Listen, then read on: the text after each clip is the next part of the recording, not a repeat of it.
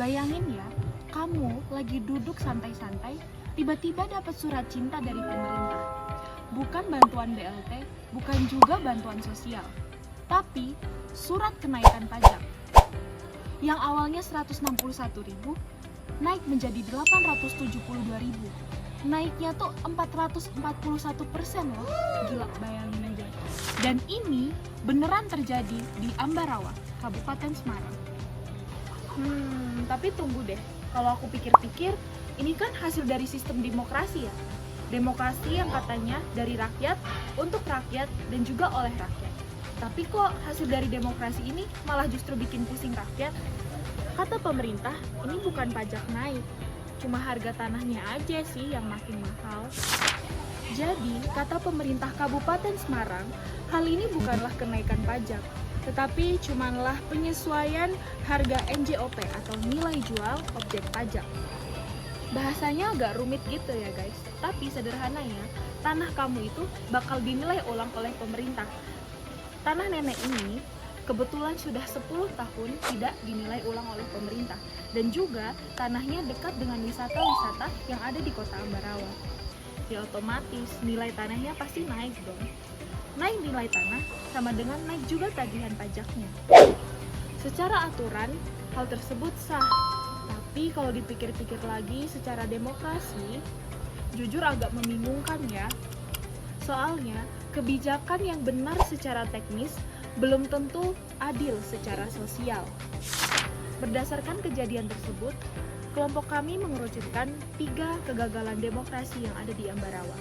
Yang pertama, demokrasi tanpa partisipasi. Demokrasi di Ambarawa gagal memberitahu warganya di mana sosialisasinya. Warga tidak pernah dapat edukasi publik, tidak pernah diajak ngobrol dan juga berdiskusi. Terus tiba-tiba, boom, tagihannya naik. Yang kedua, demokrasi tanpa pengawasan. Demokrasi gagal diawasi. Padahal kita kan punya DPRD dan tugas mereka mengawasi bupati dan juga setiap kebijakan yang dikeluarkan oleh pemerintah daerah.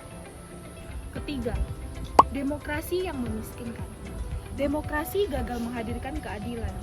Pemerintah lebih fokus sama aturan, tapi lupa sama kemampuan bayar oleh warganya.